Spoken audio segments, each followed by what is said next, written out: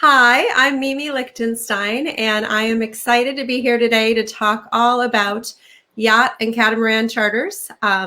Number one, I'm excited because I live in New Hampshire and I'm looking at a lot of snow and I'm dreaming about somewhere warm.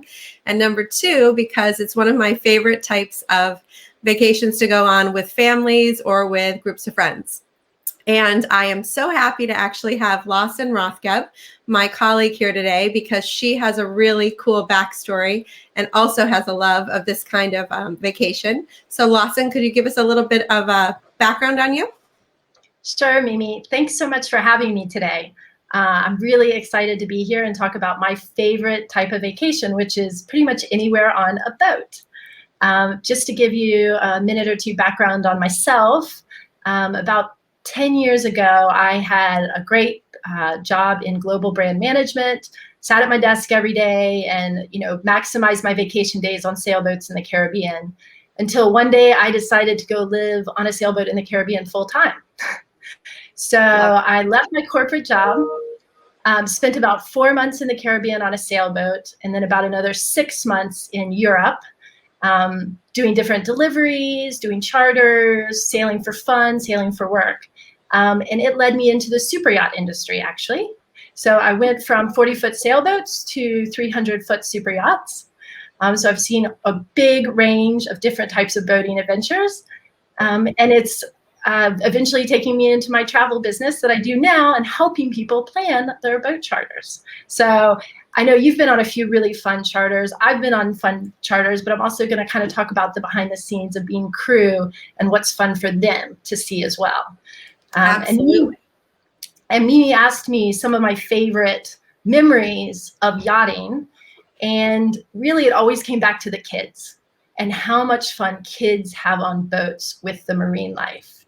And I have a few pictures from the Bahamas, actually, of a charter that I did with some friends. So you can see there the pigs at Big Majors and the Exumas in the Bahamas. The Exumas is my favorite place to be on a boat. And I spent a milestone birthday there. There's And also hey Lawson, I'd have to say that, having pigs swimming in the ocean near you has to be completely delightful for children who would probably never predict that there's pigs swimming around in an ocean. It definitely is. And I think this picture actually I really like because it shows how big they are compared to a 7-year-old little boy. Yeah. So, and they got in the water, they swim with them, they're super friendly. So cute. Then you have the sharks. Oh, ooh, what kind of sharks are those? So those are nurse sharks at Compass Key, also in the Exumas. And then do you have another picture? They have, the dolphins. Yeah, and then, dolphins love to swim with the boats. So there's always a good chance you'll catch them at the bow, which is really, really fun to see. So those are just a few of the pictures of the marine life and how much the kids really enjoy it. So that's one of my favorite things about boat charters. Well, I have yet to actually go on a boat charter in the Bahamas, but it's been on my list. And this, of course, is going to make me want to do it even more. I'll share some of my marine life pictures later, which are different marine life than you have. So that'll be a fun comparison. Okay, so we're going to talk about why we love boat charters, which we just touched on, but there's other reasons. And then Lawson's going to give us a good overview of the difference between a catamaran, a motor yacht, a sailboat, and what are the advantages of each of those. Then we'll talk about our favorite destinations, top things to consider, and some of the variables that affect pricing. So if you plan on taking a trip, just to know what are the different levers that you can pull to sort of increase the price or decrease the price. And throughout, we're going to share some of our favorite stories and experiences. And Lawson, of course, has good ones from being on enormous super yachts all over the world. So I'm excited to hear some of those. All right, so let's start with why we love boat charters. The first one is, certainly given the time that we're in right now, it's great because you're isolated, private in your own little bubble. The crew all do COVID tests, as do you, before you get on there. And then in addition, you have the ability to customize really every step of the journey. You could do that in advance. You could, day of, you were supposed to go see the pigs in the Exumas, and last minute you decide for some reason you don't want to. It's like, great, all right, no problem. So there's a lot of variables that you can just change on a dime and do something different than you were planning. And then Lawson and I were talking about this the other day, and that is the service. A lot of people who we work with are used to 5-star luxury service. And when it comes to boat charters, the complete customization that you have is often even better than 5-star service, because you are getting, a form to fill out ahead of time asking you about all of your preferences, what time you like to wake up, what your morning routine is, what time you want to go to bed, what kind of food you like to eat. And oftentimes you'll get a sheet in advance detailing out the entire menu for your whole week that you're there, and then you can give feedback on it. So you're literally picking and having somebody cook for you delicious food, 3+ meals a day with lots of fun snacks and cocktails. And I bet Lawson probably has some stories about access to inaccessible places. I mean, there's so many islands off of Croatia or islands in the Caribbean that if you don't have, your own boat, you're not going to be able to get to see. So I don't know, Lawson, maybe do you have a few things or a few places that you can remember that you went to that you wouldn't have gone to otherwise? There are quite a few. There is one story about an island in Croatia that actually only one gentleman lives on. He takes care of the whole island, and he raises sheep. So it's one person on an island only accessible by boat. And he does lamb dinners for boats when they come in. So we brought, the chef prepared all the side dishes, and we carried them all ashore, and he roasts the lamb and hosts all the clients ashore. And I mean, he's lived there his entire life, and he has lots of great stories, and that's something you wouldn't do anywhere else in the world, or that most people would never even know about. It's not Googleable.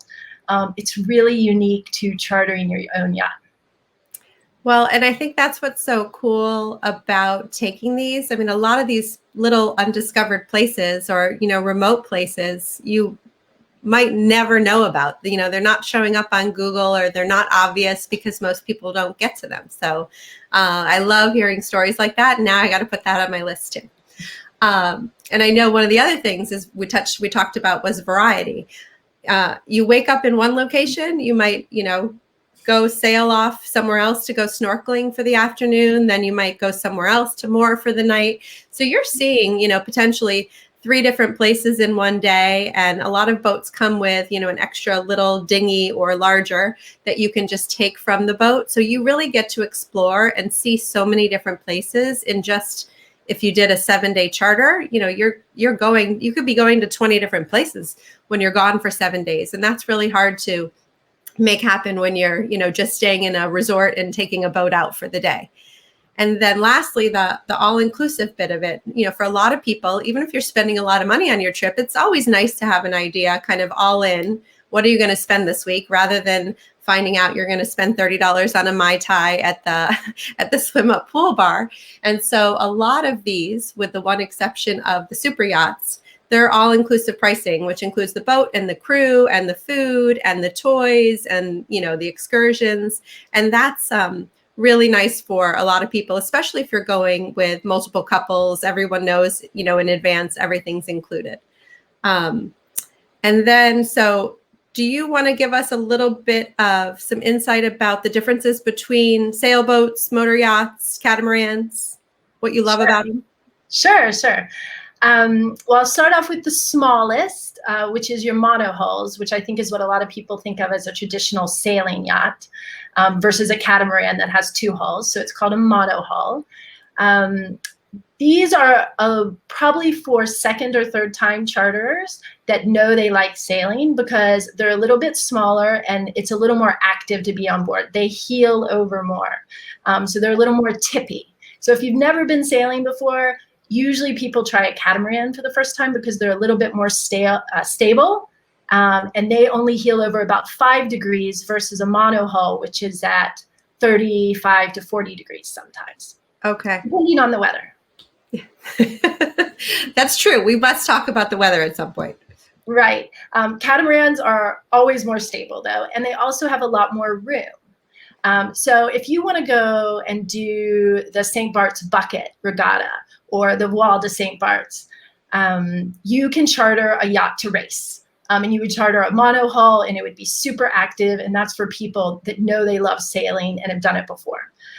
Most people, and particularly for families, they start off with a catamaran, which is much more relaxed, a lot more space, has a real refrigerator, usually has, ensuite bathrooms. And that's actually what I took my family on for the first time, because even though I had been living on sailing yachts, monohulls, for 3 or 4 months, my parents and my sister had never been on a sailboat. So I chartered a catamaran. I think it's a great entry-level trial into sailing to see if you like it or not. I really haven't met anyone that's been on a catamaran charter and hated it. I think once you do it, you'll always come back. And catamarans, the other big thing that Mimi and I were talking about just before we hopped on is the food. They have much larger galleys. And even though you're sitting on a boat at anchor in the middle of nowhere and you can't see any restaurants, you're having 5-star food. So that's one of the big benefits of a catamaran. You can have that on a monohull, but it's a lot easier on a catamaran. Then if you move up to the motor yachts, which are usually a bit bigger, have the most space, they can sleep 8, 10, 12 couples, depending on the length of the vessel. You're able to go to more places faster. It's very stable. They usually have 0-speed stabilizers or stabilizers, which are fins that come out from the hull to stabilize the yacht.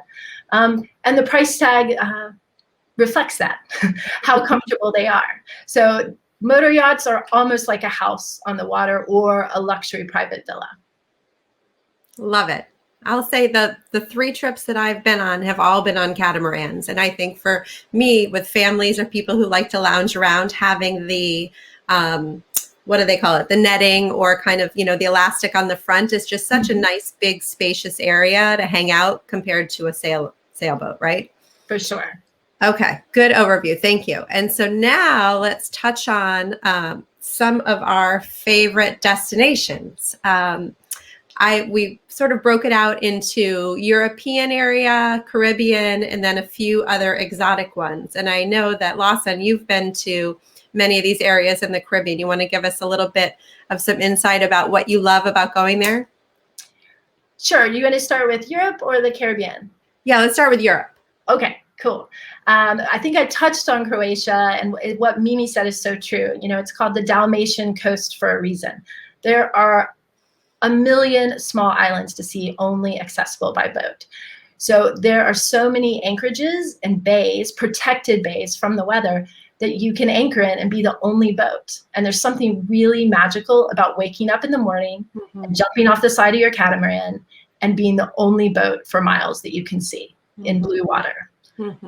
It's pretty special and refreshing. And you know what, Lawson, I think technically there's at least 1,100 islands in Croatia. So if you think about going out for a week, I mean, clearly you're not even touching on all of those. Like the ability to see cool places and be alone without people around is just, endless. It definitely is. And there's really more than to do one charter. There's the north, the south. Yeah. There's inland waterways that are actually spectacular, and waterfalls that you can go to by boat as well. Turkey is a lesser known destination that I absolutely love. Southern Turkey is beautiful, and actually my favorite thing about it is the food. The South Turkey is a great sailboat launching point to do charters in Greece, or just stay in Southern Turkey. It feels a lot like Greece with a little bit different culture, but we all see pictures of the Greek islands, and the Turkish ones are less known, but just as beautiful. Greece, everyone sees the pictures, and it's absolutely beautiful. Again, there are a lot of lesser known islands, not Santorini and Mykonos, that you can get to by charter yacht that are beautiful, less touched, and more private and more authentic. And I think that goes back to why we love charters, getting closer to the culture, getting away from the hustle and bustle, and really immersing yourself in the islands. I have a few pictures from Greece. I actually did a sailboat trip from Sardinia to Istanbul. Nice. And I'll say I actually have been to Greece in Mykonos and Santorini, but not on a catamaran. I just stayed in a stunning hotel, but I could see how it would also be fun to spend a few nights on land and then, you know, a week hopping around the island. So you can combine them too. It doesn't have to be one or the other. I totally agree, Mimi. I mean, Santorini is breathtaking, and there are lovely hotels to stay in. And I think staying there for a few days before or after, or bookending a charter, because sometimes after you've been on the sailboat for a week, you want that spa experience at the 5-star hotel afterwards as well. You know, for someone to give you a massage and refresh before you go home. Yeah. So I always like that idea too. And it's always fun after you've been on the sailboat for the week to get together over a big dinner and share the stories of the week, the adventures, how someone almost, you know, fell overboard, or how someone ran into a dolphin by accident. Yikes. Not pleasant. No, but they're all fun, you know. This here is a picture of me in the Ionian Sea for a birthday celebration when I was going from Sardinia to Istanbul. And then, as you were saying, this is dinghying to lunch. So you're out on the sailboat, you're at anchor, and we took the small dinghy to go for a lovely lunch on the hillside. You can see us just sitting down there with a beautiful view. So fun. Yeah. And then this is the Corinth Canal, which is rather famous passageway. Big boats and little boats go through. And of course, we were the smallest boat going through that day. Mm-hmm. And so that's Greece. And then I think next on our list was Italy, which is also a spectacular destination. And this is actually my favorite port in the world, which is a hard thing to say, but it really is. This is Portofino. And the first time I came in, it was at sunset, and everything had just lit up and was sparkly and looked something out of a fairy tale. Wow. I just think that it's such a great combination. I mean, if you could go, you know, a little bit longer than a week to Europe, your idea, the bookending idea is great. Start somewhere, hop on the boat for a while, and then come back to land, and you get to see the best of both. Definitely. And most of these trips were on sailboats, but of course, then this is the view from a larger motor yacht of the town of Amalfi, and one of the water slides you often see on the larger motor yachts, which are a huge hit with kids. Absolutely. We saw many of those when we were in the BVIs. All right. Is that your last picture? It is. Okay. I'll swap it out for one of my pictures, which if we transition to the Caribbean, one of my favorite places, it's sort of world famous, I think, actually, is called the Soggy Dollar Bar in the BVIs. And on this particular trip, my kids, we were moored at the Soggy Dollar Bar. They jumped in with their snorkel masks on and were swimming to shore. And one of them decided to sort of poke around the bottom and literally found soggy dollars at the bottom of the ocean, which was very comical because we were going to the Soggy Dollar Bar, and it included 2 $5 bills and a $100 bill. So the only thing we can guess is that perhaps sometimes men maybe swim with their money in their pocket on their way to or from the Soggy Dollar Bar after having however many drinks, and somehow their money floats out of their pocket. So that was a fun find for my kids that day. And I think there was another one I had. Oh yeah, this actually brings us to the exotics. This is my son when we were in the San Blas Islands in Panama, which are super primitive and remote. They're actually owned by a tribe called the Kuna, and the islands are very primitive. Many of them are uninhabited, but they're all owned by Kuna Indians. And this particular day, one of them came up on his canoe, which of course he made himself, and it was full of lobsters. And I don't know what that one weighed, but it was obviously huge. So I think my son was probably 12 at the time. So the wildlife, that was one of the marine life ones that I was talking about earlier. But for me, the BVIs are so great because you hop around from, island to island. You have cool beach bars. You have places like Foxy's or the Soggy Dollar Bar. And then one of my favorite restaurants is actually down there, and it is called Lime Out. I have a picture somewhere. If I find it, I'll show it. And it's essentially a floating taco stand, and you just go up on your kayak or paddleboard after coming over on your boat, and they have a bar in the water. They have floating couches, and they push your tacos and your cocktails out to you on little floating trays, and that is a super fun experience for when you're down there.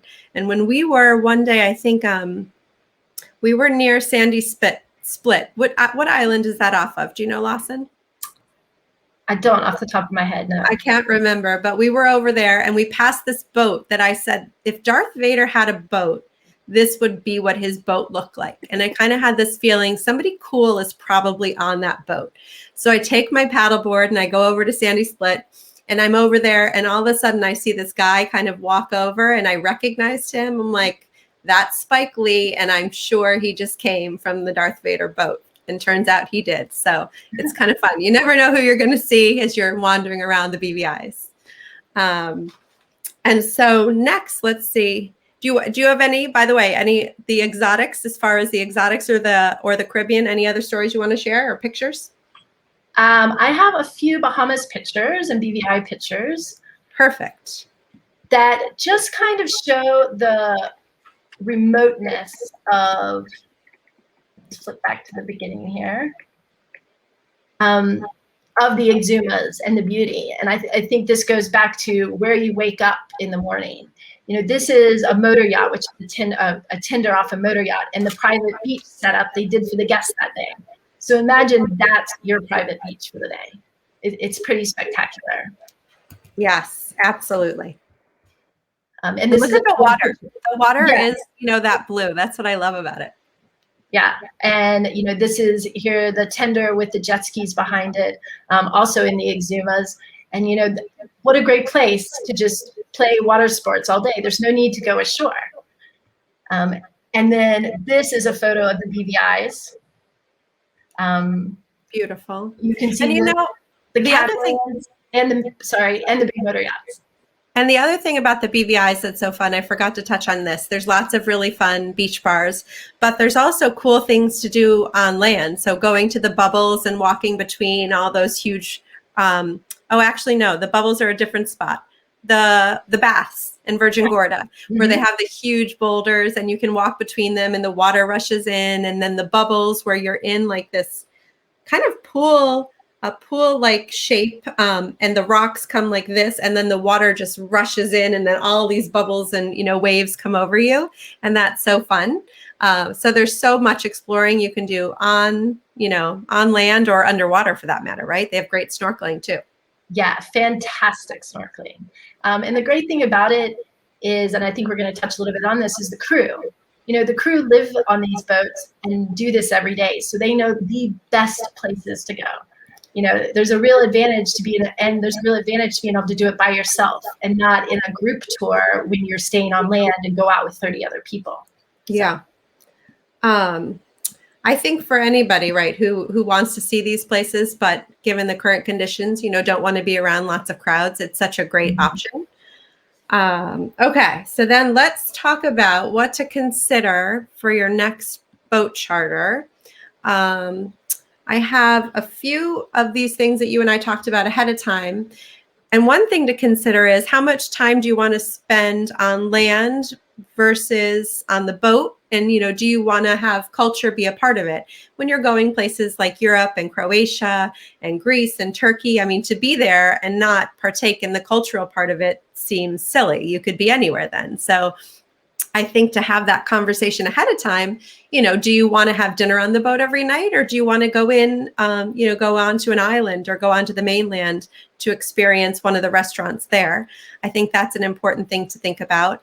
And then, the level of service that you want, depending upon what size boat you have, it can come with a different amount of crew. And depending upon what your needs are, you want to consider that. It could be a captain and a first mate who doubles as a chef, or you could have, 3 or 4 crew with you. And so to think about that, and then when you're a family, the other thing both I know Lawson and I agree with is how important the type of crew is to be a fit for you and your family or your guests. If you have kids who want to learn how to sail or who want to, help on a daily basis, then you want to make sure that the crew is somebody who will be embracing of that versus bothered by it.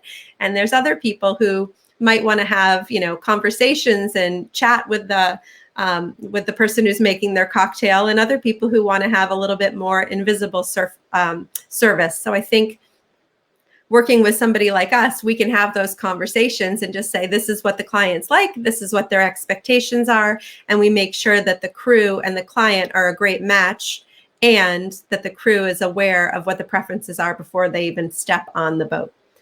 And we touched on a little bit earlier how customizable it is. It could be the meals, the pace of the day. You want to sleep in till 11 every day, then that's great. You want to wake up at 7 and, go out for a paddleboard or move to a different spot. You can do that too.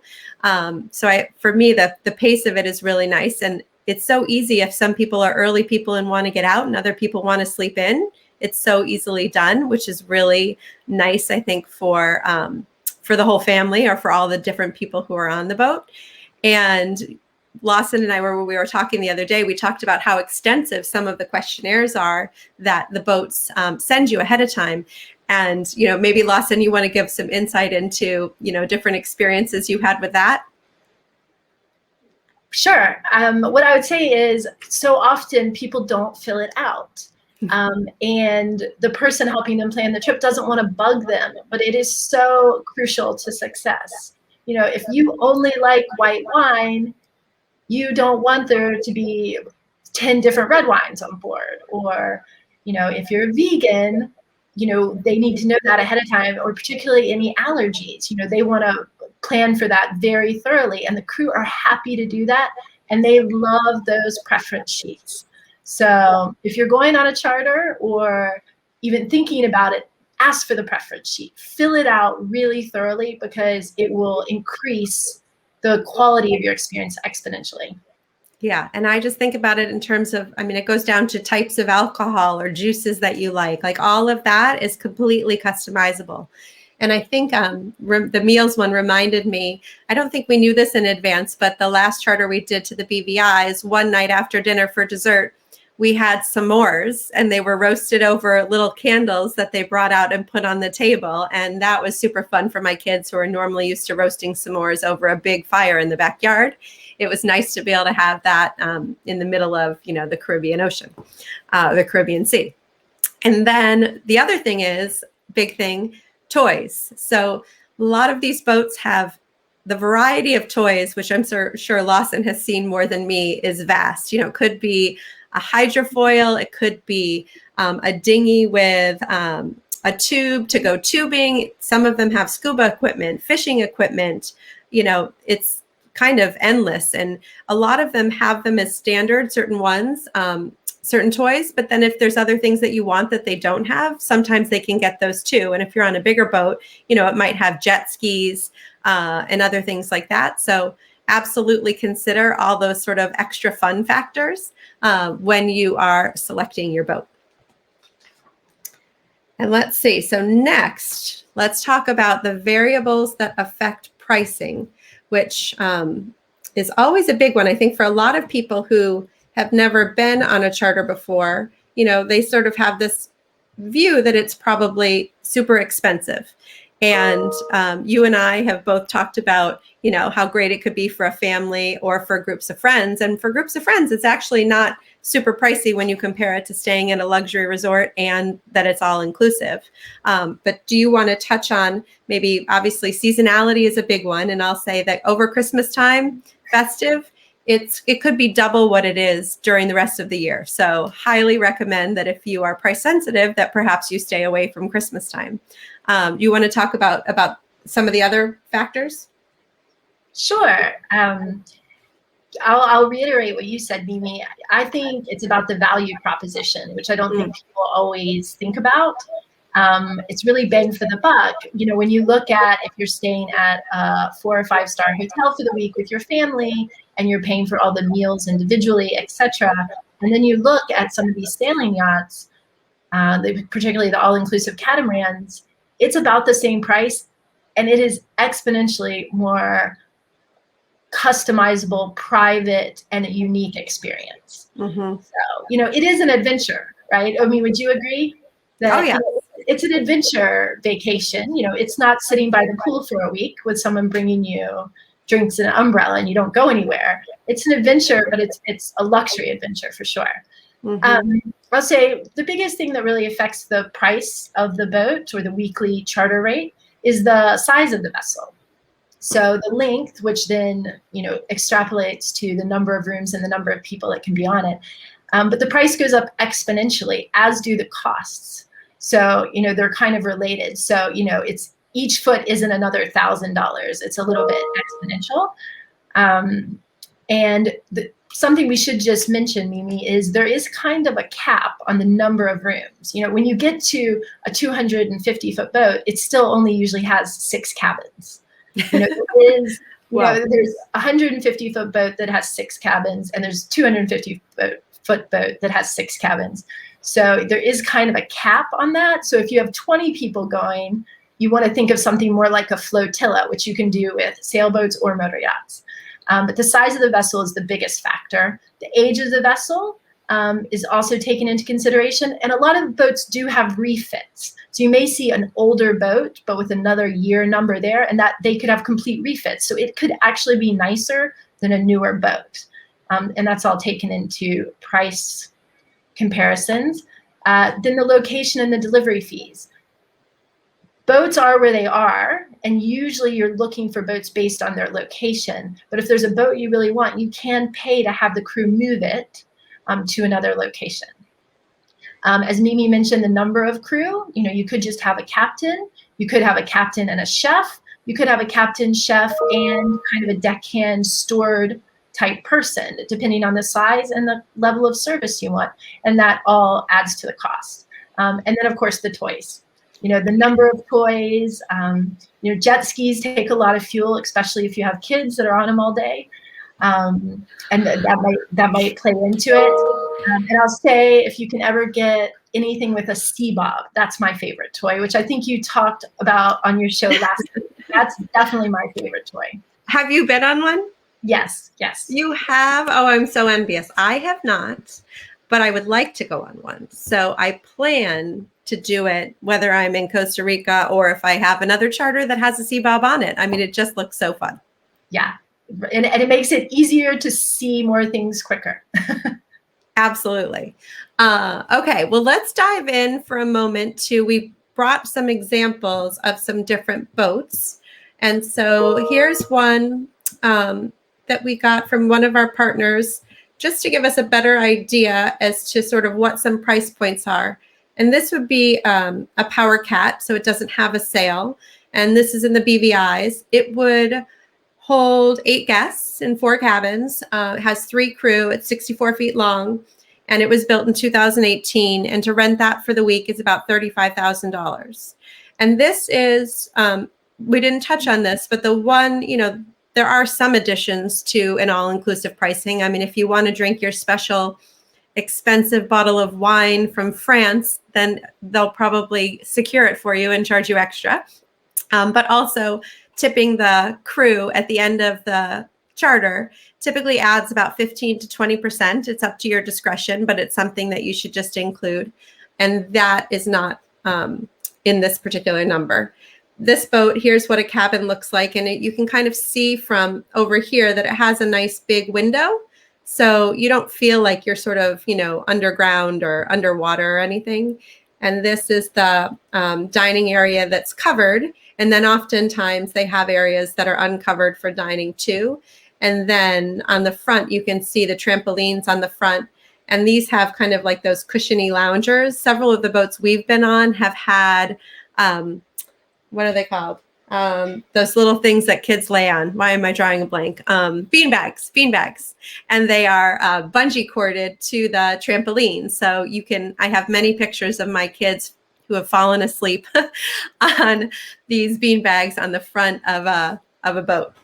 So, it's nice too, by the way, my kids tend to read a lot when we're on boats, and in other places, they don't always read a lot. So I always find that super helpful. And let me see if I can find another one to show. 1 second. Here's one. Oh, no, that's not it. Lawson, feel free to chime in while I'm looking for one of these other ones. The addition I'll say to Mimi to the options you're showing is there are so many different kinds of boats out there. There's so many different styles, and really, working with someone that understands what you want, they can find the right match for you. These are a few examples, but there are so many boats out there, and they all have their own personality, if that kind of makes sense. Here, I just found another one. Here, I'll pull it up.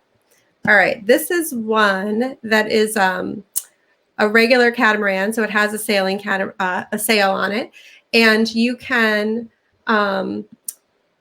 take up to 6 people on this one. So it has 3 different cabins. And the one thing we didn't touch on is, but sometimes when people are looking at catamarans or boats for the first time, what they don't realize is if you're just looking at a sheet and it has a certain number of rooms, that might also include the rooms that you need for crew too. So you got to make sure that if you have crew, they have somewhere to sleep. And so, keep that in mind when you're looking at the sheets. Here's, the trampoline in the front, which is a great hangout spot for getting some sun or afternoon cocktails. And there's another example of the nice big window that they have. And this one has a little bit more of al fresco dining out back. So those are some, great examples of what they look like, but they're all so different and unique. And that's why it's so important when you're looking for a boat that you find not only the right boat for you, but the right crew for you as well, right? Definitely agree. And so maybe in closing, are there some, nuggets that sort of bubble to the top for you, for people to consider? Obviously, I think we've driven home that it's important to know that the crew is a good fit for you. What are some of the other things that you might say are good recommendations? I think it's important to be honest with yourself, and for everyone in the family to have a vote if you're doing a family trip of what you want to do and how much time you want to be ashore, because I think that affects location. And I would say also, don't think you have to do it for a week. Like you said kind of at the beginning, if you've never been on a sailboat, go to the BVIs and stay in one of the lovely resorts ashore for a few days and do a 3-day charter to check it out. I pretty much guarantee you'll go back for 7 days, particularly in the BVIs if you do 3 days. But, there are options, and, boats and, will work with you and customize the trip totally to your needs. Everything is about customization and service. And it so far exceeds so many resorts ashore. I really think people will be pleasantly surprised if they've never been on a yacht. Yeah, I love that idea. I'm someone who loves to sort of dip my toe into new things. And so the idea that you could do it for a few nights, and that makes it so it's easier to know that, if you're out there and you're seasick or whatever else it might be, that, you only have 3 nights on board, I think is a great first one. But just like you said, we went to Thailand, I think, for our first one, and then I was hooked. So then we did Panama and then the BVIs, and I have a long list of them as soon as I can. And actually, that's a good point. So right now, if people wanted to go on a boat over spring break, the U.S. Virgin Islands obviously are part of the United States, so they're open. And I think a lot of charters that normally go out of there and go to the BVIs are going out of there and just staying in the U.S. Virgin Islands, right? So you don't have any issues with COVID testing and all the other requirements? Right. I mean, the general recommendation in the Caribbean is definitely, just stay on one island, given all the border requirements in our current environment. But St. Thomas is surrounded by beautifully stunning waters, and St. John, lovely snorkeling, clear water, and it's still in the U.S. So it's a great option to realize a lot of the benefits of the BVIs or the Grenadines, but staying within the U.S. borders. So I think it's a great, early summer, spring break option if people haven't made plans yet. And actually, you bring that one question I have for you, because you've been to the Bahamas so much. What is your thought on a cruise or running a boat in the Bahamas over December, January timeframe? Is it warm enough? Sometimes, but it's a little bit unpredictable. And I would probably recommend going farther south. Okay. And so people probably still do it, but in an ideal world, if you're looking for warmth and sunshine and the ability to, sunbathe on a daily basis, it's probably smarter to, go a little further south. I have to just add at the end, this is a picture of Lime Ouch, which you can see. Obviously, this is the taco place. This is the bar where everybody is sitting. Obviously, this was very much pre-COVID days. And then everybody who had come over on their kayaks, they're hanging out on these inflatable sofas. And the people that are inside are making the most delicious tacos with the most amazing cocktails that I highly recommend it. And I haven't checked to see. I would hope that it's open right now. If it is, you can go to it from the U.S. Virgin Islands. So if you head out from St. Thomas, you'd be able to go over there. So that's definitely something that I would highly recommend for anybody who's headed down in that direction. Well, Lawson, thank you. This was so fun. I love talking about one of my favorite topics with somebody else who loves it as much as me. So thank you for joining us today. I appreciate it. Thank you so much for having me on, Mimi. It was fun. I could talk for another hour about this. I know. Well, obviously, people will figure out where to find you if they want to talk about it. Either one of us, we're always happy to talk about chartering boats all over the world. So, all right. Well, take care. Stay warm. We forgot to say that you're in Panama, which is why you're dressed like that. And I'm in New Hampshire, which is why I'm dressed like this. So we're going to go out this afternoon and have two very different experiences. Both all right. fun. Yeah. Take care. Bye. Bye.